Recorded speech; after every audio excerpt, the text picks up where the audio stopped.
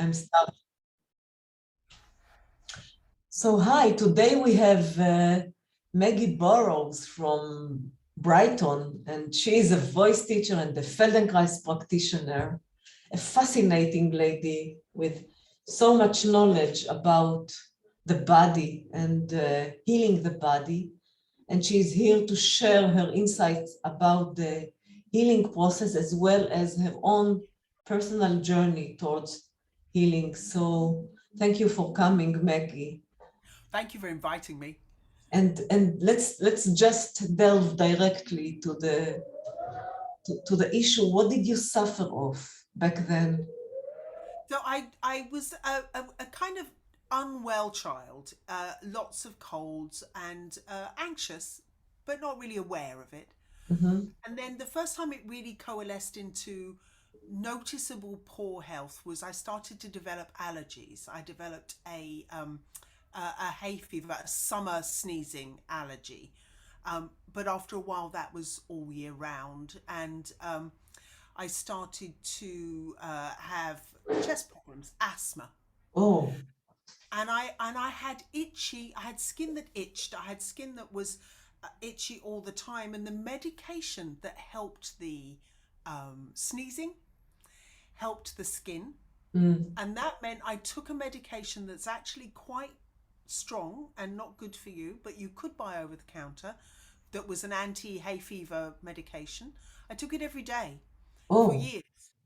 Yeah, and the idea was really that you would only take something like that in the summer and you wouldn't need it all year round. But because it was helping with my skin problem, which wasn't visible, I was itchy and I was like this, but I didn't have eczema. I didn't have a visible yeah, symptom. I just had the feeling of itching. yeah. It's a reaction of the skin, Yeah, overreaction to. but all the time. So it was 24 hours a day, And at what least. about the asthma? What did you take for the asthma? And so for a while, I didn't realize it was asthma because I assumed that asthma. This is a long time ago when children didn't all have asthma. Now there's so much of it about. But in my school, I didn't meet someone with asthma. The only reason I knew anything about it was because of that very nasty book, Lord of the Flies, and the character who gets bullied has asthma. Otherwise, I was very unfamiliar with it. But my partner at the time said, "You sound like you've got asthma." He had a schoolboy friend who Mhm. had asthma, and he said, "You sound like you've got asthma," and I didn't believe him until eventually I was so unwell from wheezing that I had to go to the doctor, and the doctor said, "Well, why aren't you using your inhaler?" And I said, "Well, I don't have an inhaler." He said, "Well, don't you know you've got asthma?" And that was how I found out that it could be, encapsulated as that. Before that, I thought it was bronchitis. I thought I had an infection of the chest. Mhm. But I was suspicious. It would come on in the wind. I would walk through a windy place and I would start to wheeze. So it wasn't behaving like a proper chest infection, but I was resolutely determined to ignore it. So Maggie, besides the medications, which other modalities have you tried to fix this? Or were you focusing on this? Did you want to cure it? Did you have, or you just let it pass and you lived next to these conditions? Quite early on, being someone who was curious and read a lot and was interested in the background to things, I I realized that this was medication that I would be expected to be on for my whole life. Mhm. Oh, and in fact, I remember the moment that I became very concerned was that I was watching a television program about a woman with asthma, Yes. and she was trying to be well enough to walk down the aisle at her sister's wedding, Mm. and she poured onto the bed about 10 different medications that she was taking. And I looked at that and I thought, if I let the doctors keep giving me more drugs, that's how I'll end up. I Oh need my to find God. alternative solutions. And so the first thing I did, everything I did, I had learnt something from and had some value, and some of it I wouldn't hesitate to return to if the circumstances required it. I did acupuncture for about a year, and the acupuncturist was wonderful, and I did improve. and a lot of things improved, but my asthma didn't go away. Mm. And so I paused at that point and thought the other thing at the time that was an obvious thing to try was homeopathy. Mm. And the wonderful thing about homeopathy for me was that it was cheaper. The acupuncture was wonderful, but you needed to go very regularly. And the homeopath would give me medications and ask me to come back in 6 weeks. So it instantly made things easier because I was never at that point on any kind of good income. You just have to find the accurate remedy. The homeopath was such a wonderful experience. And I could talk for hours about it, so I'll be very contained. So the first thing that happened was that a friend who was training as a homeopath said, "Oh, your homeopath won't make you stop taking Piriton if you need it for your hay fever." And I knew I needed it because I'd tried to go cold turkey off the antihistamine. Right. And had started itching again in a very desperate way. Not that long ago, only about a year before. So I knew I couldn't just give up the antihistamine and be okay. And she said, "Oh, no homeopath will make you give up something that you need." So I go to the homeopath, and the first thing he says is, "You can't keep taking that. It's extremely bad for your liver." That's right. Which made complete sense. And I knew he was right. And so he prescribed what was supposed to be my basic whole self medication. Yeah, Right. I know the remedy. Yeah, the basic remedy. And then he said, "So why don't you?" The weekend was coming up. He said, "Stop taking the Piriton on the Friday, and then you'll have the weekend to recover." So I stopped taking the Piriton on the Friday, and by the evening I was already in a desperate situation. Sure. And overnight, I had gone to the homeopath because I was getting hives, so something was getting worse. And overnight, the hives were enormous. I had gigantic, you know what a hive is, yeah? It's like a thing, but on the side of my legs like saddlebags, massive, up one side of the leg, up the other side of the leg. I was sharing the bed with somebody, poor man, and the only way I could cope overnight was to wrap my legs in wet towels and then put dry towels over them, so that I wasn't making the bed completely sodden. And this was 2 nights. And then I rang my homeopath on the Monday morning when I was back at work to say, "I cannot live like this. This will kill me. I need help." And he said, don't panic. Try this remedy, which was sulfur, or this remedy, Apis mellis. Well, I tried. Yeah, it's made from bees. Yeah. So it was first was sulfur, itchy skin, and then if not the sulfur, then the bee thing. The sulfur was astonishing, absolutely astonishing, and I was taking it at emergency levels. So is it sulfur or sulfur? Sulfur, SULPHUR. Right, sulfur. Yeah. So that remedy not only stopped the itching that I'd had for about 10 years overnight. Yeah. So the thing I was taking the Piriton for wasn't really the sneezing, it was the itching, and in the morning that was gone. Wow. Which was such a wow. And it was a wow in many ways because I had no expectation that that was what was going to happen. Wow. I just thought it was going to help me survive. I didn't think it was going to go away. Wow. The hives didn't go down. I stayed in this kind of very swollen state for a while, but I also turned into this person. This person can talk for England. The person I was before that was very shy in social situations. Not because I didn't have something to say, but because I didn't like to interrupt. I didn't like to speak out. I didn't like to be the center of attention. And I held a lot of myself back. And the sulfur liberated it. And the homeopath said to me, "Well, you know, sulfur's a talkative remedy. Sulfur people are hot, they like a lot of fresh air, and they talk a lot." Well, I wasn't a hot person and I didn't like fresh air, but suddenly there I was, talking in a way I never had before. It really burst something out of me. Yeah, you know, in homeopathy, there are miracles. I wonder, did he use the classical homeopathy, like he found your personality, the remedy that suits exactly to your The personality. remedy he recommended for me was calc carb. Calcarea Did take it. I carbonica, did yes. continue to take that, and that was very interesting because one of the things that it was connected to was fear of wasps. And over that summer, I stopped being afraid of wasps. Now that's come back. I usually have that in a kind of recurring experience. I'm a bit phobic, but just for that summer, I noticed that I was not scared of wasps.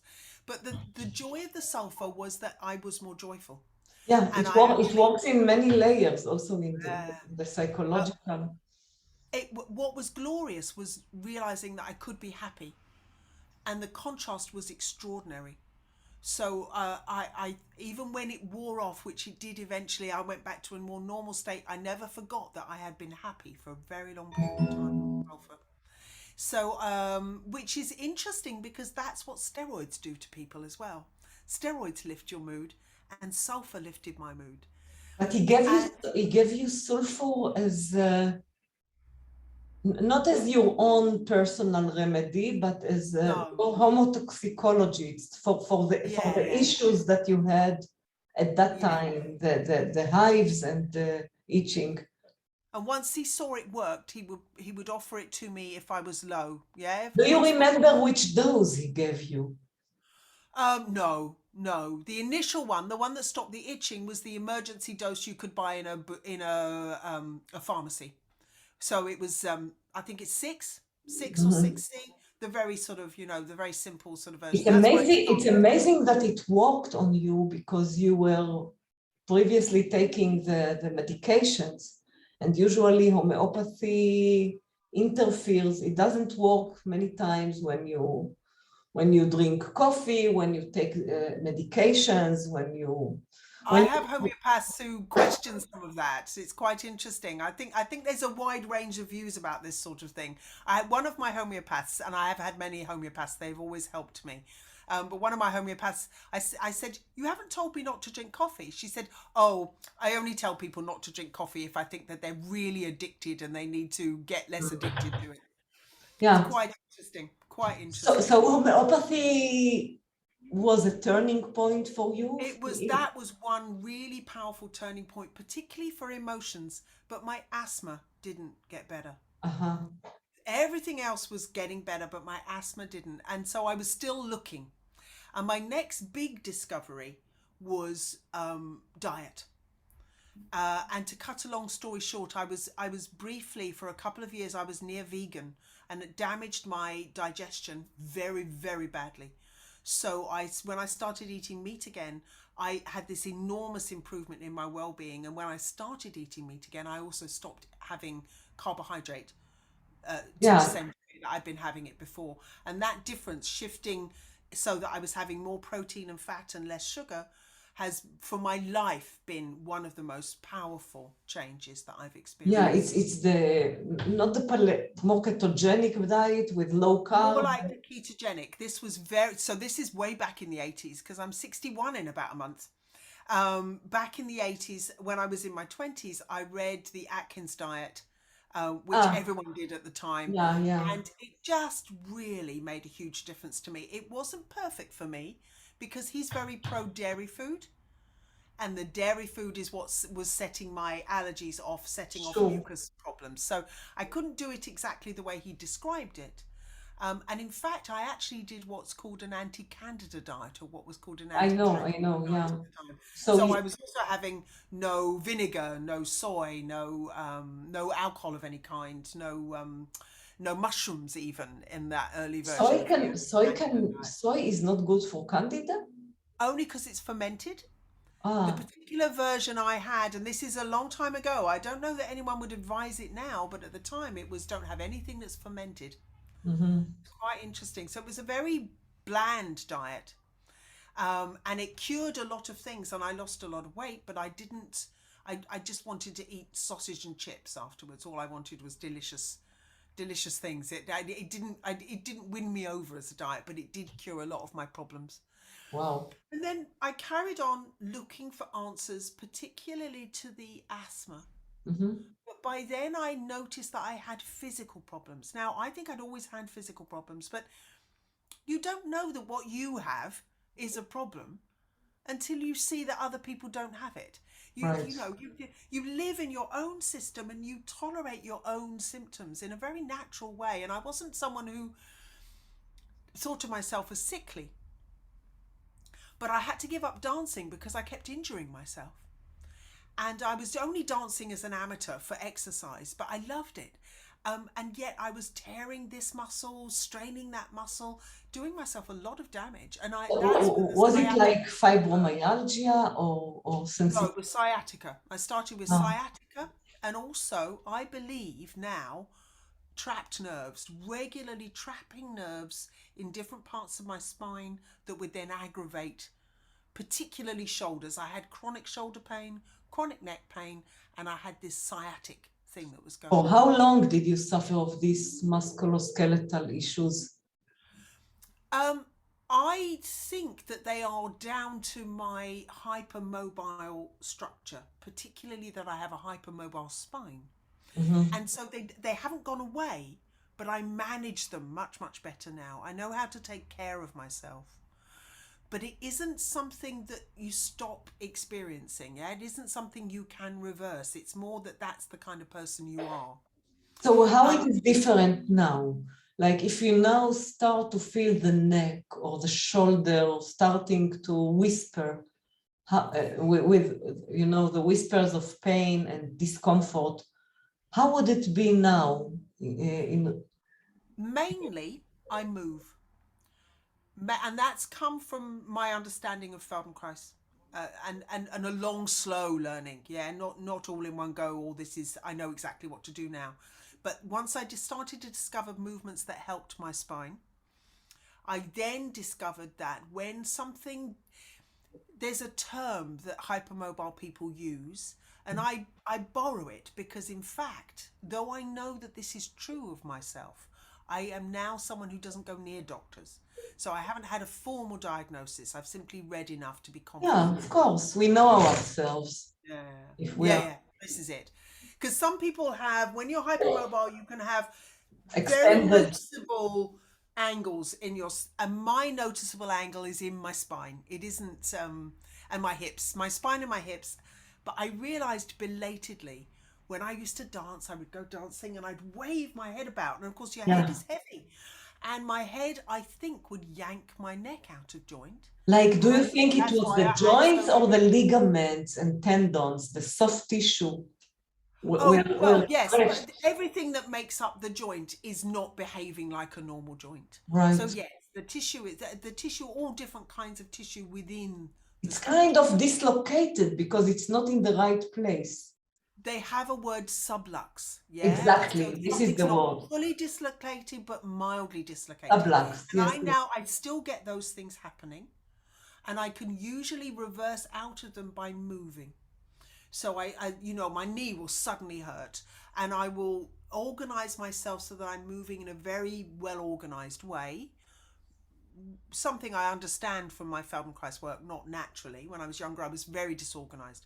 You see, this is the thing. So what happened was at some point I had to backdate. I had to go all the way back and figure out that actually I'd had this problem for a very long time, but I didn't know that actually one of the symptoms of having this collagen issue, which comes under the label hypermobile and therefore kind of Yeah. suggests something about movement and joints, affects your organs. So the So fact that I've what is never, actually happening when you are hypermobile? Is the collagen becoming thinner? Is it well, becoming not broken? becoming thinner, it is just got less integrity. It's like building a building with bad cement. So Oh, the cement isn't doing what it's meant to do. I see. I see. Yeah. So your organs don't work as well. You're more likely to have places open up in ways they're not meant to. So you end up with things like a hiatus hernia. I first discovered I had a hiatus hernia in my early 20s. I didn't know that and my Yeah. very poor physical stamina and my digestive problems and my difficulties with swallowing. Oh, Yeah. My inability when I was younger, I couldn't skip, I couldn't throw and catch balls, I couldn't do any sports with any kind of skill.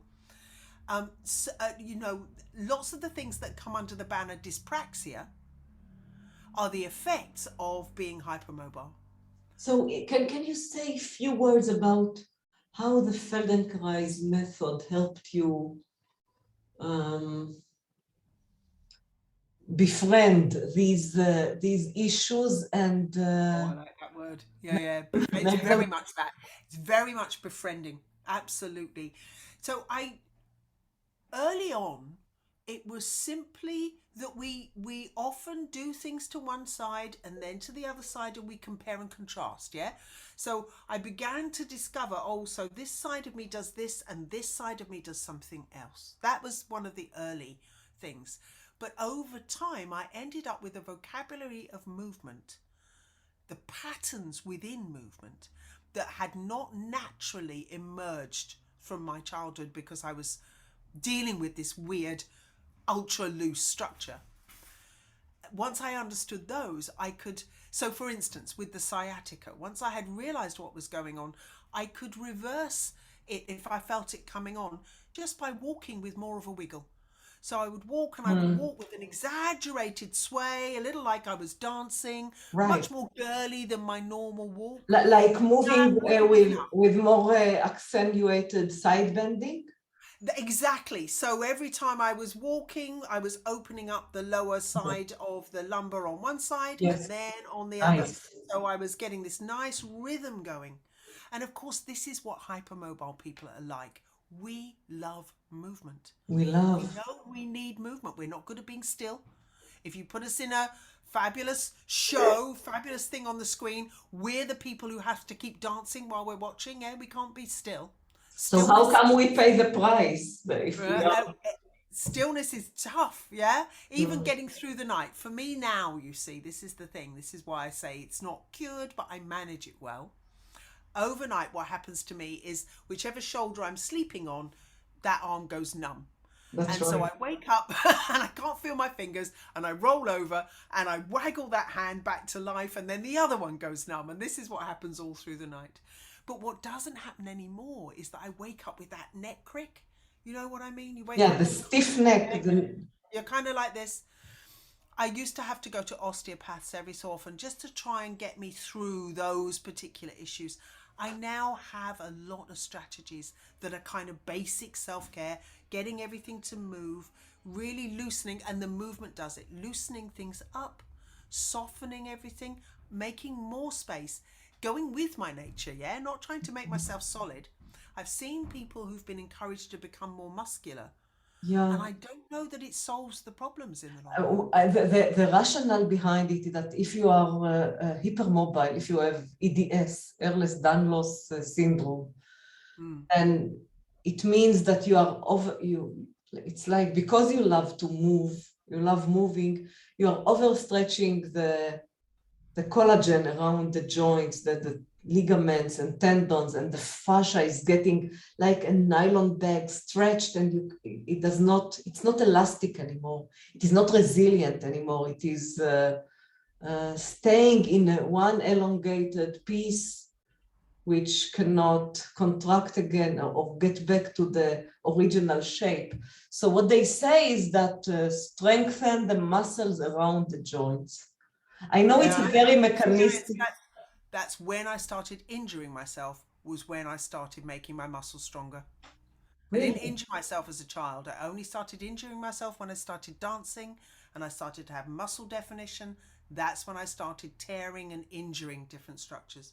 So So I think I am a real fan of loose mobility. Yeah, you're not somebody. You don't have to try and make yourself something you're not. A stiff, solid structure.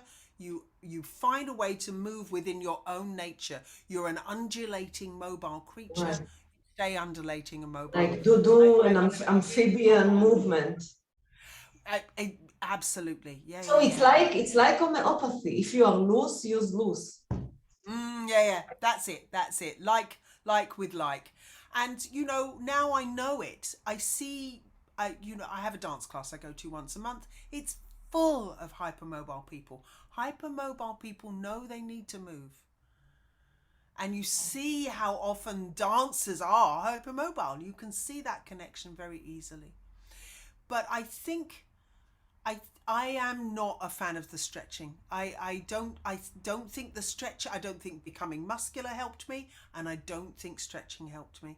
And I what I think agree. works is movement, moving, finding patterns of motion and playing with those. There is I a think term will called be most different. stretchaholic, people who are addicted to stretching. And it's like a drug. At the beginning, you feel high, you feel elated, and in the long run, I do think that it is wreaking havoc on the body, especially if you love to stretch and you don't have something in the sensory nervous part of the nervous system become inaccurate, and you are overdoing it without sensing that you are beyond That's the. yeah. You don't get the same feedback that you're overdoing it when you have a hypermobile system. And for people who aren't, this is because, first of all, there's a lot more of it about than people realize. I mean, I know my population is also dancers, also movers, people who come to me because they have pain issues. But there's an astonishing amount of hypermobility out there.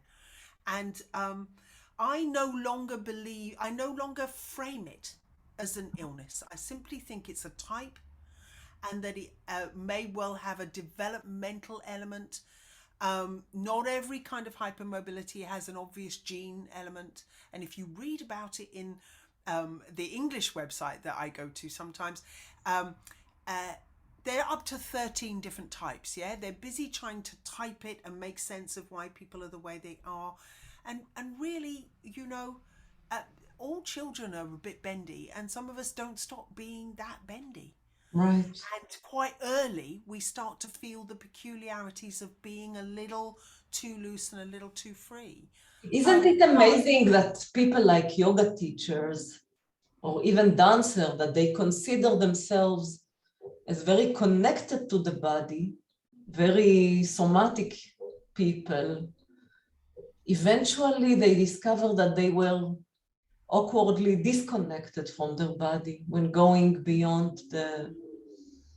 And that many, doesn't many surprise me. times it is very tragic, I think, because you're a person who loves to, like, overdoing it can I know, can can yeah. stop you. One of the things, because our overall subject is self-healing, isn't it? And one of the things that I think frustrates me a little is I don't think people realize how much weller they could be. I think they often have a quite narrow goal for themselves in terms of well-being.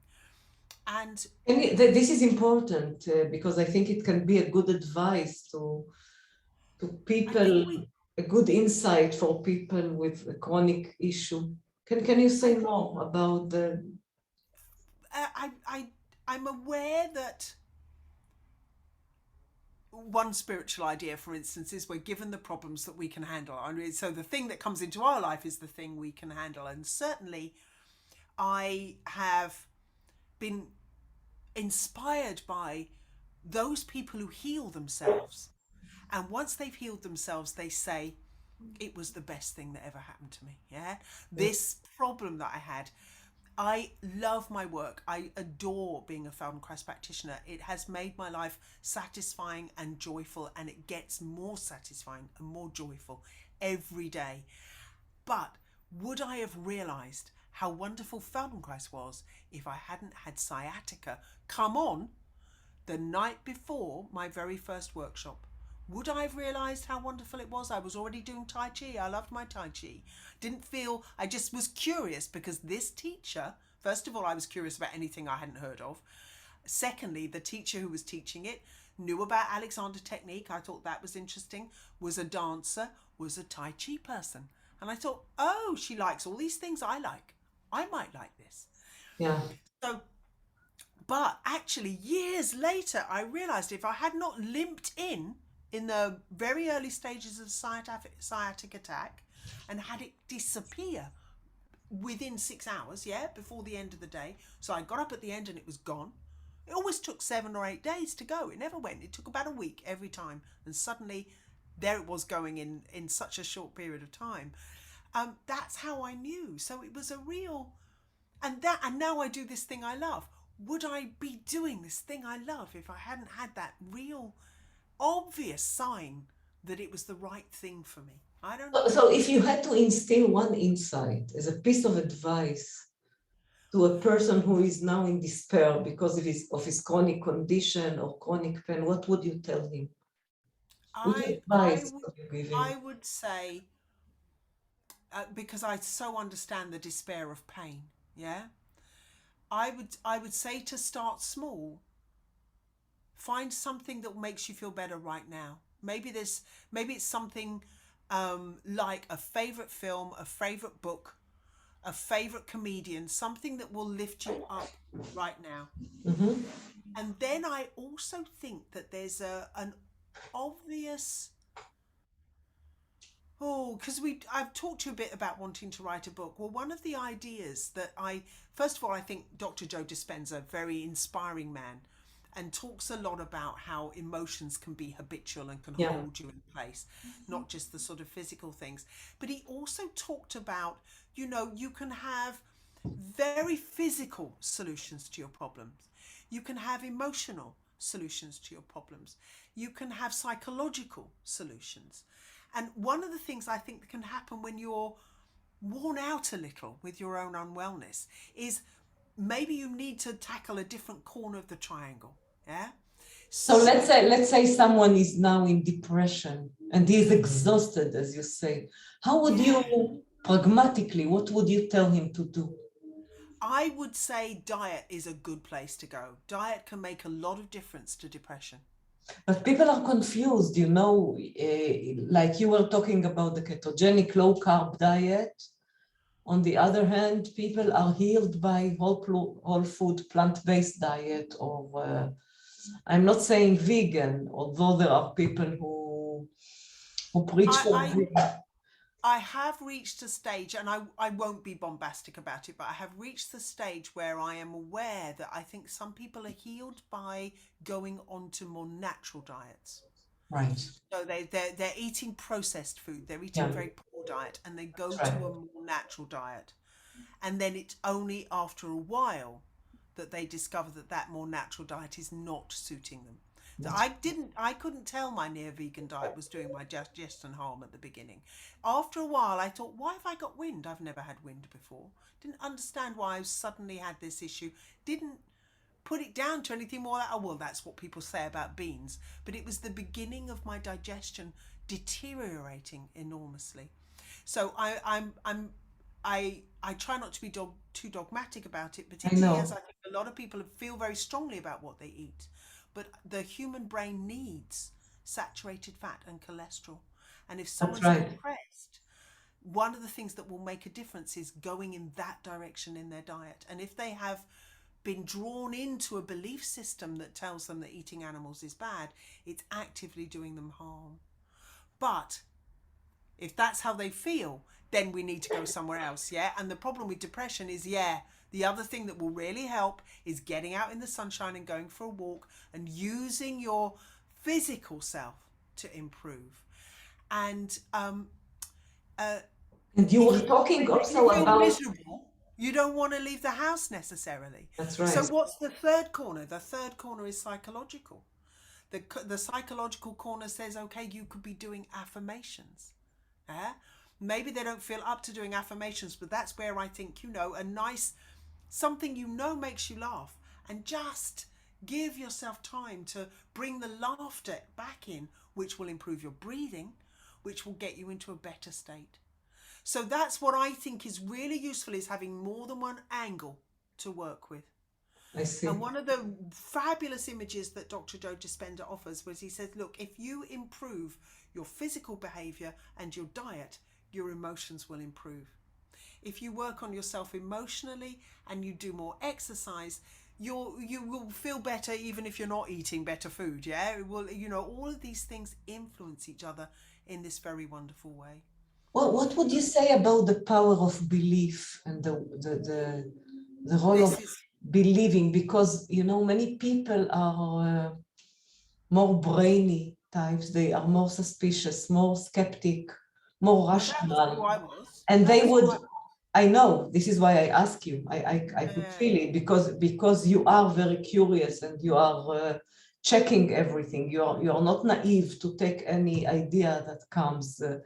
So many people, they do want to believe that you can manifest your future with good thinking. We all know that our thoughts have a huge role in creating our destiny, our fate. But yet, because it's not tangible like a medication or even physical therapy is more tangible.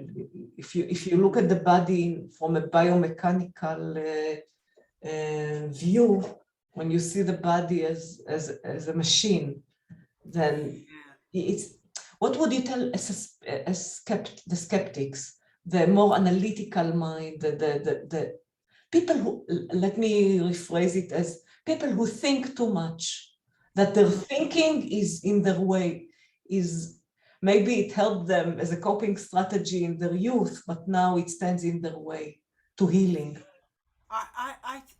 Of the people I work with, they are the most stuck by a very long way. Mm. And I think I was very lucky that I was naturally inclined towards the analytical and the logical and figuring things out and looking for, good backup to any idea rather than, when I was considering acupuncture and homeopathy, it was a time when there was a great deal less aggression about them. And doctors in Britain would have maybe an acupuncturist or a homeopath working with them. We've gone much further in the direction of avoiding that kind of thinking. When I was in my 20s, I did a skepticism training. And one of the things about the skepticism training, now I didn't go to somewhere, I just read a writer who was very keen to train people to think better. Mm-hmm. But one of the things he really emphasized was not to believe anything too strong. Not the positive things or the negative things. That's To right. hold your beliefs lightly. Yeah. Oh, And this is the thing that I see a lot of analytical people don't do. They become very, very certain of their own rightness. that's And I think right. that's the biggest trap. The biggest trap is to Wow. not be ready to try something. Not give it a go, all of us who have changed our diet and felt better, doesn't really matter who tells us it doesn't work. Yeah? Nobody I, can I tell me. loved I love what you said about holding your beliefs lightly Yeah. with a pinch of pepper. You say, how do you say, with a pinch of salt? Pinch of salt. Yeah, yeah. So I have a very pragmatic regarding this, because I think this is, as you say, many people are stuck there when people are overanalyzing and they want the evidence, the scientific evidence, and many times we don't have the evidence cut clear, just testimonials of people like yourself and people in this project that are testifying that they did something. Yeah. So So I, you know who talks about this? hmm? The person who talks about this is a man called Ian McGilchrist. And what he talks about is that when people are heavily focused in left brain analytical functioning, it's not that the right brain isn't engaged, but what they are doing is they are privileging those aspects of their understanding and experience. They can become very disconnected from wisdom, from the bigger picture, from long patterns that take a while to emerge. Yeah, like people with Asperger, they can be brilliant, very genius, but they don't connect the dots. But it is Maybe. another thing that I now identify within myself is that Aspergery tendency. So I feel I was very lucky early on to come across a philosophical teacher. This man's called Robert Anton Wilson, and he's quite odd in some ways, but it was very helpful for me because I had a tendency to mental rigidity, to immerse myself in the writings of someone who was saying your mental rigidity will curb your life, will make you more negative, will make you less able to change your life for the better. So that was This really is helpful. brilliant. What's his What I name? like about Ian McGilchrist is that what he does is he explains it scientifically. So anyone with a scientific bent looking at what he has to say can begin to think about, is that what I'm doing? Am I thinking myself into a corner where I'm trapping my thoughts and not letting myself come free? So two people. The early one was a man called Robert Anton Wilson, bit of an American hippie philosopher. Robert Anton Wilson. Wilson, and he wrote a book. I'll get the title. I'll make sure you have the title when we're putting this out. He wrote a book about skepticism, and he wrote a book about how at the time already there was a scientific community that were absolutely doggedly and aggressively atheistic. And what he was saying was that, look, atheism is not very scientific. Agnosticism is a natural scientific position to say we don't know or we don't know yet. Yeah. But to say I am absolutely certain there is no God is to make assumptions about what we know that show you not to be a deep scientific thinker. Yeah, I agree that if you are very rigid, either way, you are missing the point. Because we don't know. To be honest, we don't know. We are living and so in. To say, how could there possibly be, So sure, yeah. I can remember, so quite a few years ago, string theory was becoming popular enough for it to appear in popular science programs. And there was this wonderful program about string theory that essentially, I'm boiling it down to something very simple, but it's two batches of scientists arguing over whether there's 10 dimensions in the universe or 11. And they're arguing about this, and then the people who think there's 11 say that 11th dimension is everywhere all at once and closer to you than your own skin. How poetic and godlike is that image? It just when I heard it, it made a sense of expansion and warmth. It's lovely. And so I thought, well, how do you know that that's not what God is? What humans talking about God? Well, that's just our ideas. Yeah, we're making models. We're trying to figure something out. We know there's something interesting, and we can't quite get our finger on it. Well, all the interesting religions say you won't be able to quite get your finger on it. You won't be able to quite pin it down. The way that can be named is not the way. Yeah, if science is just as wonderful a way to find that understanding. But the understanding of science says that fields are really important and that we are a series of complex electromagnetic fields. You mentioned vibration earlier. Vibration is one of the ways that we can communicate with our own field. Yeah, and you are a musician, you're a voice teacher, so you know something about. A bit obsessed with the sound side of it, but I do have for a long time thought that laughing is in itself got to be one of the best ways to reorganize the breath. It's one of the highest in the David Hawkins chart. I think it's one of the highest of the. I'll send you later the card. Yeah, do. Yeah, absolutely. And so Maggie, if we have to wrap up what you said about the belief. So the question was, if someone is skeptical and he's trapped he's really trapped. He's not trying to philosophize or he's kind of argumentative with himself. He wants to believe that he can manifest health and that he can do health, that it is. There is a brilliant guy in Brighton, actually, by the name of Dr. Phil Parker. And he coined. I'm in London now, by the way, so I'm out of touch with people in Brighton a bit. Oh. Yeah. Oh, but originally you're from Brighton. I was in Brighton until I was nearly 40, and I've been in London for the last sort of 23 or 4 years. Yeah. So there's great stuff going on in Brighton. It's a very lively, inventive community. So Maggie, if for example you have a student who wants to heal of pain and he what blocks him is his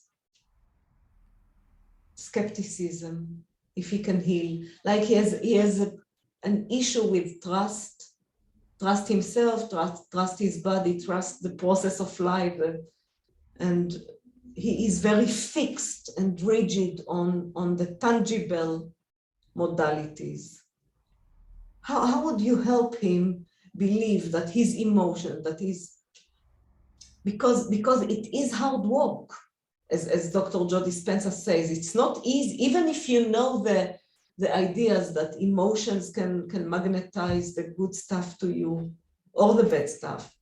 How, and you don't feel like being joyous because you are exhausted of your issues, then you really have to, I don't want to say to force yourself, but you have to sometimes to fake it till you make it, or I don't think faking it works, and I think if you step away from your authentic self, you find yourself in difficulty. So I have a couple of thoughts. One is from Dispenza. Yeah, what was really helpful for me in Dispenza's, I can't remember which book it is, but I think it might be Breaking the Habit of Being being Yourself. yourself, right? When he talks about how, okay, so I have a Feldenkrais child development John Dispenza explanation, yeah, which is when we are traumatized early, when life gets difficult early, I think the analytical way of understanding the world comes online. That's So right. I think if your earliest memory, like mine is, as of being 2.5 and worried about my mother's well-being, I think I came into awareness of how difficult and frightening life could be way too early, when my nervous system was nowhere near ready to Right. be able to regulate that. That's And my right. mother wasn't able to regulate it because of her distress. And I think I started thinking. I started trying to solve problems by thinking. So for me, I suspect that the spectrum, as it's described, the autism Asperger's spectrum, is mostly children who have had very early traumatic experiences that have interfered with the normal pattern of development. Yeah, because you have to do the what if to anticipate, to be ahead of the curve, to Absolutely. And then yeah. your habit is thinking. Thinking is the habit you have. And Dispenza explains that well. And he talks about how you have these layers of analytical behavior to get through, and how it makes you a not very suggestible person. So I was interested in hypnotherapy for a very long time. And but I was very anti affirmations if they seemed like telling myself lies. I couldn't do it. That's I couldn't right, do of the course, ones that are lies. of And so course. what I like is when the affirmate, and it's good to have someone who teaches affirmations well. But if you find someone who does that, I hope what they'll say is, you can't fake it till you make it. Find something that's true for you. Hmm. This is a wonderful day. Isn't it beautiful that the sunshine is so gorgeous? Yeah, Isn't it wonderful that I have good food to eat? yeah, Isn't it wonderful that I feel miserable and I can just hide in my bed all day? Yeah. yeah. Find Be your something true to nature. appreciate. Find something to value. Find something in your life that you absolutely, honestly love. And so, the suggestions that might be a pet, might be something very uncomplicated. I now have a niece. I have a gorgeous, gorgeous niece. And if I think about my little niece's face, my heart lifts. Sure.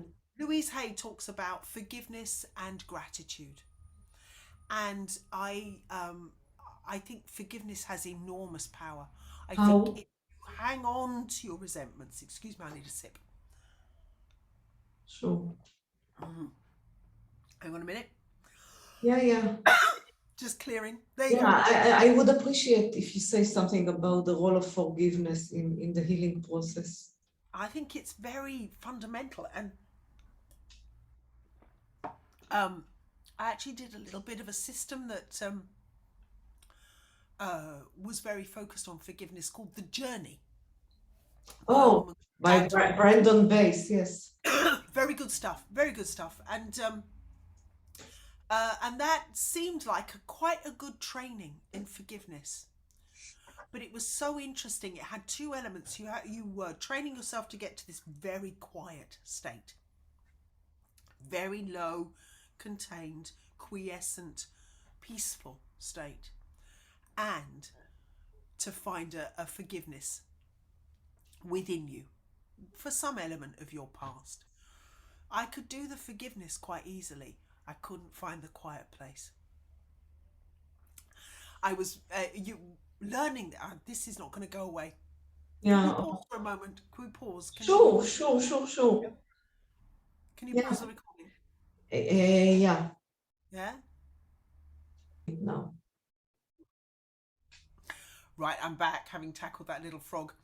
And so forgiveness, I think there's a wonderful spiritual idea that I think takes a while to grow, that if you can become less judgmental, then you have less to forgive.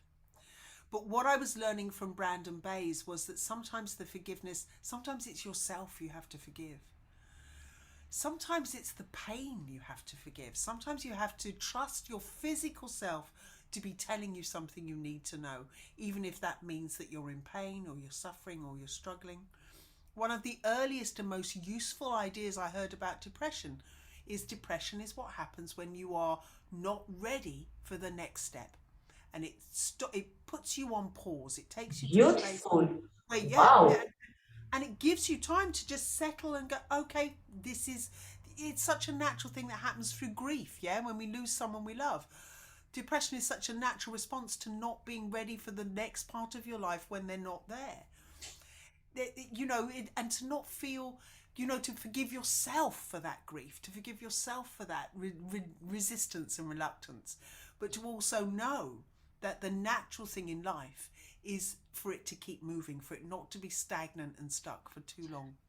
You know what? Many people who are facing a chronic condition, they become idle. They feel they tell me that they feel that they had many years of idleness, like they fell flat.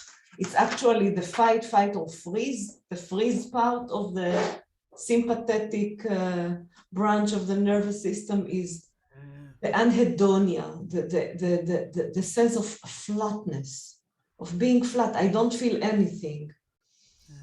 It's not even sadness. It's, it is and they do talk about the temperature that they feel. I have a friend, a Feldenkrais teacher, by the way. She told me when she got her rheumatoid arthritis, at the very beginning, she felt a sense of cold around the area of her stomach, something very cold. And this was the freeze, actually, the manifestation of the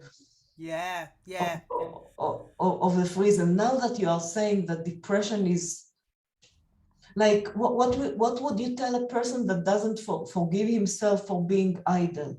That now he is not taking very good care of his personal hygiene because he's, like a zombie, and he doesn't have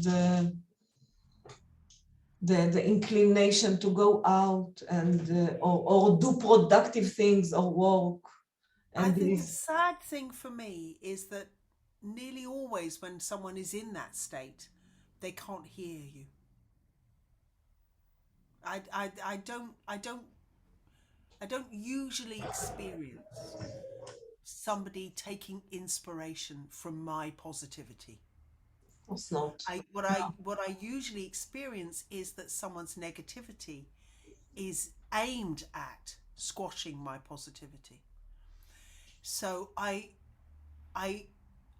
don't have an easy solution to that. And I think I have been very lucky that though I was someone in low spirits as a child and anxious, I wasn't depressed. And in my family, my sister was depressed, and it has been much harder for her to find any kind of healing. Because look at you, you have the fire in opposition to the cold. I had the fire. I think it helped. My sister had the earth. It's much tougher. Yeah. I had a lot of fire. I had a lot of I think also in the determination. I think also in the Ayurvedic medicine, they call it the Pitta, the dosha of the Pitta, Pitta Kapha Vata. Maybe. Yeah, yeah, yeah, yeah. I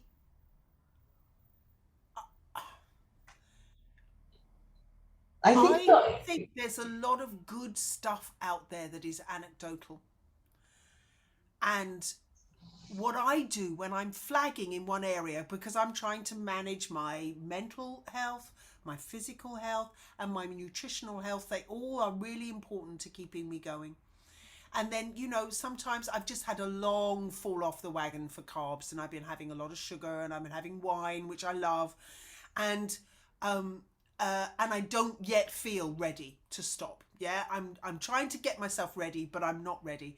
And one of the things I do is I go and find my cheerleaders, and there are books that are cheerleaders, and there's an awful lot of great stuff on YouTube that I listen to to help me find the energy, someone else's certainty, and I'm a little Yeah. wary if they're a true believer. Yeah, if someone's a little rigid in what they say, then I'm a little wary. But nearly always I can find people who are very positive, very joyous, very encouraging, saying, if you make this change, your life will be better.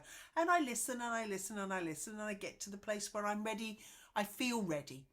One of the things I like about intermittent fasting, which I think you know something about, Mm. when I started intermittent fasting, after a while, I felt well enough to give up the carbs again. Yeah. I could tell it was helping, but it wasn't helping enough. And I felt well enough to go, I can do this next step. So So I think what did you do to curb the? I know in the long run you lose even the appetite. You can you can really, it's like running. When you start to run, when you start running at the 400 first meters, you are aching and you want to stop. But once you have passed this critical mass of, then you can run forever. It's mm, becoming like a meditative practice. So with intermittent fasting, there is also, I think, the first few days when you feel the pangs of hunger. How do you pass this? do you know what was really wonderful about the book of the style of intermittent fasting I was introduced to was that you were allowed to eat something. So Really? the first time I tried fasting, it was supposed to be a fruit juice diet. So you could have apple juice and water, I think it was. And the first time I did it, I did feel better. But the second time I was so miserable, I thought, I don't care if I feel better. But with the intermittent fasting, the original version, which was that you fast 2 days out of the week, so it was sometimes called the 5-2 diet, you Mhm. were allowed 600 calories. And the fact that you were allowed 600 calories really made such a difference to the idea for Yeah. me. I thought, I Even can do that. I can do that. If I can eat in the evening, if I start to feel desperate, that would be great. And I decided to do one meal rather than two, so I could have a nice 600 calories in one go. And I did it every other day because I was very overweight. Had about 3 stone on what I've got now. And and then, as I say, after a few months, I felt some, and I did it because of the fibromyalgia. So by then, I did have these chronic fatigue symptoms, and I had fibromyalgic symptoms. And even though he said he didn't think um, it was an anti-inflammatory thing, yeah, that's what it yeah. was. It was anti-inflammatory. He didn't think it would help fibromyalgia, but I thought, what have I got to lose? I might as well try it. And then it led to much, much improved diet and much, much improved health, particularly in Yeah. terms of physical pain and That's other symptoms. So yeah, so now I you did do a lot of the 8 16. yeah. Now that's mainly what I do. Exactly, and exactly, and if and you that works really well for me. and if you feel hunger It doesn't last. It doesn't last. So that's the wonderful thing. But I have to say, I think if you're trying to do it and be plant based, then you're going to be much more hungry. The creatures that live on plants have to eat them all day. Mm. So, I have the carnivore's advantage is that I'm not hungry a lot. I'm not hungry now, even though I haven't eaten yet today. So the last time I ate Wow. it, yeah, yeah. You see, this is so. This is, but I was already like that. You see, now when I was younger, my last acupuncturist, not because no, second to last acupuncturist, tried to nag me into having oats again. And I like oats. So it's easy for people to talk me into having oats for breakfast. Porridge, yeah? Yeah, I know. But if I have porridge, I am hungrier than Yeah. if I don't eat It's the anything. it's the I have insulin porridge, I kick. am desperately hungry in less than an hour. If I don't eat breakfast, I'm not hungry until 2 easily. And now I'm doing the intermittent fasting. If I don't eat at 2, I'm then, I'm still not hungry now. I'm not hungry yet. So the power over my own hunger was one of the most superpower experiences. Not being frightened of being hungry is a wonderful feeling. It's a Oh my mastery. goodness. Yes, it's self-mastery. Yeah, but I was already a low carb eater, so I think it was easier for me. Yeah, low carbs are it's easier because you are not enslaved to the to the insulin Yeah, peaks yeah. and lows. And Wow. I think there's a fundamental advantage here, for those of us with chronic poor health, we learn to manage our health. And I think that's going to take us into a healthy old age. One of the interesting things about people who are hypermobile is they do not have short lives. It's not a life shortening illness at all. Yeah, but And I think it it's can be a very yeah. miserable life if you develop arthritis Well, or I've got a bit of arthritis now, but I have to say the diet that I'm on is very similar to the anti-arthritis diet that I first came across in the 80s, because that was a very keto stroke paleo diet. so So very early. here people get confused because when it comes to anti-arthritic diet or anti-inflammatory diet, there are kind of two camps: the camp of the Paleolithic carnivore ketogenic diet, which I understand the rationale behind it, and there is the camp of the whole food plant-based diet. We are talking about whole food, Yeah. but and they can eat anything which does not come from animal or in a box that has a barcode. But My housemate is mostly vegan. He was completely vegan when he moved in, and I'm very relieved that he started eating eggs because he's got a young brain that still needs feeding. He's a student. Um, but he doesn't eat but natural egg is food. not considered inflammatory.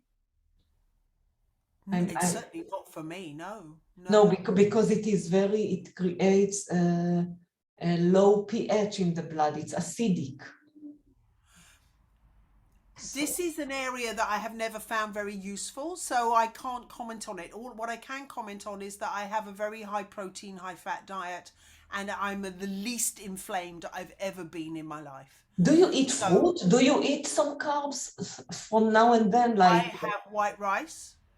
I oh, occasionally have fruit if I want a treat.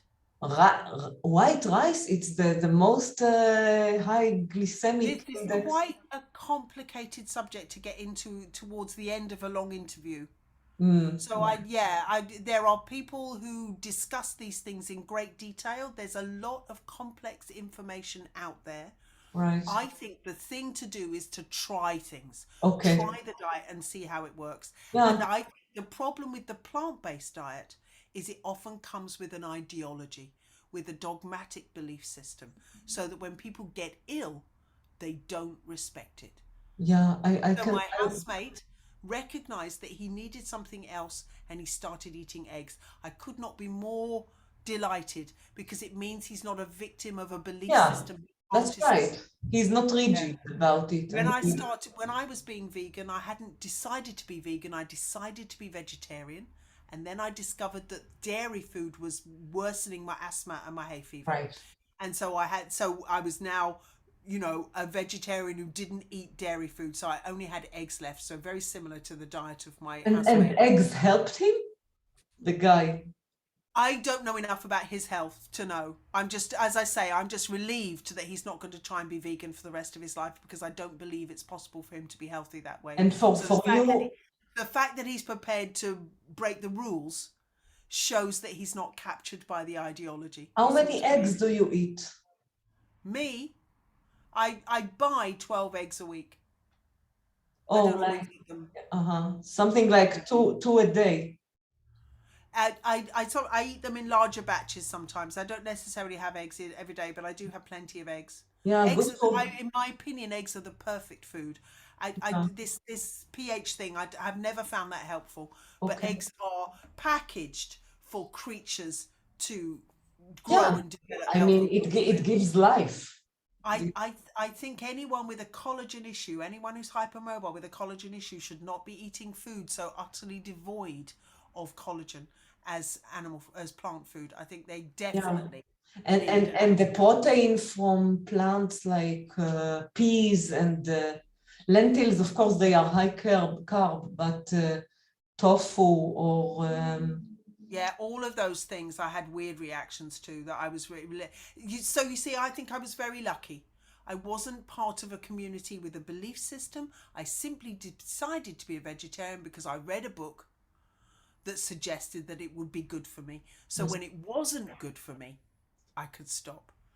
I think if you try anything and you are tuned in enough to yourself that you start to think, okay, well, this diet is supposed to be making me well, but I'm hungry all the time, or I can't sleep, or my stomach's not right, then you'll be paying attention to the feedback that comes. And I think the problem with quite a lot of what goes on around diet is that there can be such a strong belief system very that rigid. people can't Yes. overcome it.